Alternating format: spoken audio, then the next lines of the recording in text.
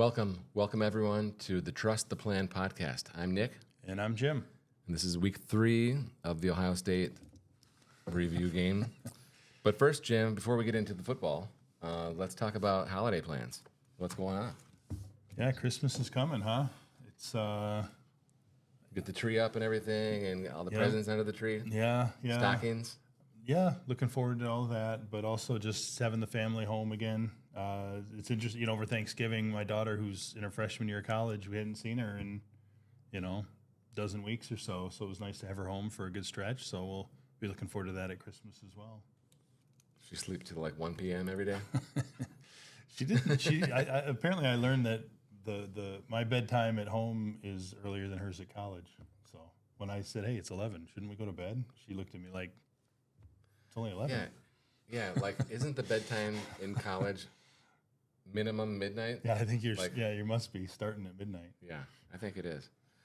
For me, it was, I think.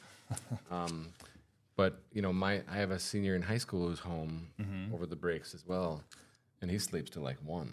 Yeah. I'm like, what are you doing? It's wild. Yeah. Okay, Jim, so it's holiday season. It's fun and exciting, and the markets have been pretty good too. 2 years in a row? Yeah. So shockingly good. Okay.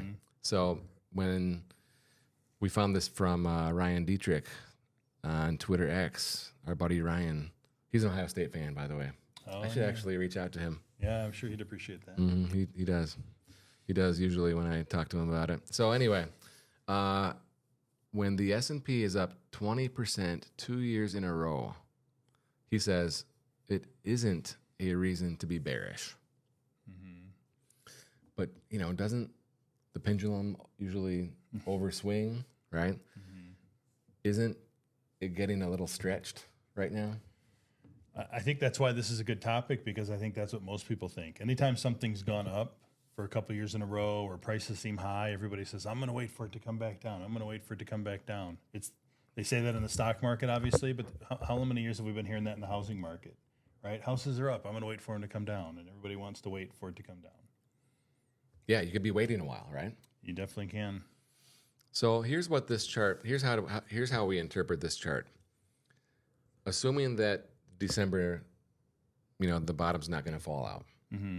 December's usually a good month, right? Especially in the election year when it's already been a good year. It's usually good. And there's another chart that we can find from Ryan that shows that, but it's less interesting. So in this chart, we want to say this has happened 8 times. This year would be, or this edition would be the 9th time. But up until now, it's happened 8 times. And then the question is, what happens in the 3rd year? Right? And that's the 3rd column here. Okay? In the 3rd year.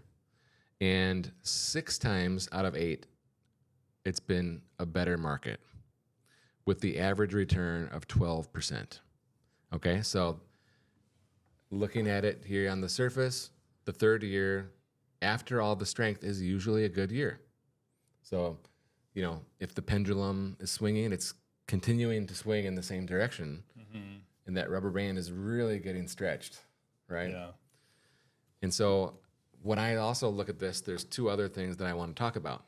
The first is that 4 of these times was in the 90s when we had the internet bubble. So we got 95, 96, 97, 98. So that was a 5-year stretch, 95, 96, 97, 98, 99, where every single year was over 20%. Okay, remarkable year stretch. But then that led to what? The tech bubble. It burst eventually. Yeah. So we're here saying the bubble can get bigger and bigger and bigger year after year, which is not a good thing. Okay. So 4 out of those 8, 1, 2, 3, 4. 4 out of those 8 was the internet bubble. So let's examine the 4 years before that. So 1950, 1954, 1975, 1982. In these cases, the returns in the 3rd year were, 18, 7, minus 7, plus 6. That's not a 12% average, right? That's like a 6% average. right? Right. So actually, yeah, that's even worse, I think. So it's a positive 3 out of 4 times, but nothing great. Okay. In the internet bubble, positive 4 out of 5 times with exceptional returns. And then also what's misleading, in my opinion, is right here, the year 2000 being -9. And really that year was wild because the first 3 months were straight up. Remember, the bubble burst in March of 2000. So the first few months straight up, and then the crash began. So the fact that the S&P was only -9 in that year is a little misleading because what happened next was 22, which was down like 30%. Okay. And then 23, the first quarter again was a disaster. 02 and 03. Yeah, sorry. 02 was a disaster. 03, the first quarter was a disaster.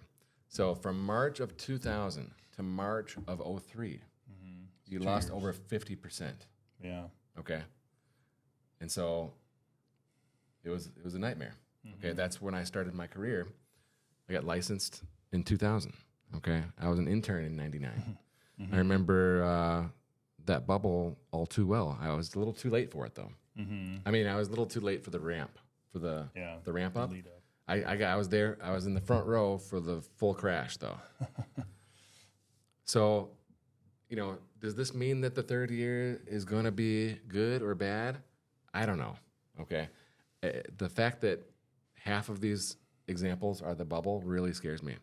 But the other times, not so scary, right? So it's a really small sample size, and so. Right now, the economy is doing pretty good, and we'll have to see. Yeah, I mean, that's right. There's a business-friendly administration. There's interest rates should be coming down. There's reasons that it could continue. But like you said, it's hard to know where you're at in the pendulum, if we use that pendulum example. To me, it all leads back to this is why we want to build diversified, well-rounded, all-weather type portfolios. It's easy to look at these kind of years and say, what are we doing? We got to get in. We got to participate in those big years. We want to participate in them, but, to put all your eggs in one basket and attach to those hot growth stocks, at the wrong time, it can be really painful to own those. Yeah, absolutely right. And when it comes in, when we're coming into a market that's bad, and I'm not saying that's happening right now, but we always want to think about risk and make sure that we're not taking too much risk because after the fact, it's too late to adjust. Okay, so always be thinking about, even in the good times, what's my exposure? How much money do I have in stocks? And then and realize, when do I need this money? So if we need this money next year, I want it to be safe. If we don't need it for 10 years, then we can be more aggressive, okay? Because, we have a bear market the last couple of years, and then it's over, and then we rebound. Yeah. But if we need the money now, this chart should be meaningless, right? Because that money needs to be safe. So always think about it with in terms of risk, and then we can also say, hey, look, a lot of markets are not participating, right? The value has not participated as much as growth. Small caps not as much as the S&Ps, and international emerging markets not nearly as much as the S&P. So there's areas in the market which, if we do have, the S&P rollover, there's areas that maybe offer more value, perhaps. Not a recommendation, not advice, but just talking it through. And I will say in closing, in 2000, 2001, 2002, if you can compare like the Dow and the S&P and NASDAQ, we all know that NASDAQ did the worst, right? The NASDAQ index was down like 90% because a lot of the companies just went out of business. Whereas the S&P went down in the low 50%, like 53%, for instance. The Dow, I don't remember exactly what it was, but it was much less than the S&P. Why? Because it's made up of companies that were not tech. So while NASDAQ was going to the moon in March of 2000, the Dow was just kind of bumbling along because it was like ketchup companies, and valued companies, industrials, grocery stores. Yeah. And now there are more tech names in the Dow, but the point was back then the Dow was actually a good place to be because it didn't blow up like the NASDAQ did. Yeah, definitely. Okay, so if you want to talk about Michigan, Ohio State, if you want to talk about the market here coming into next year and how it relates to your portfolio, maybe you're looking for a second opinion with what you're doing, you want to talk to new advisors, give us a call, reach out to us at peakwm.com.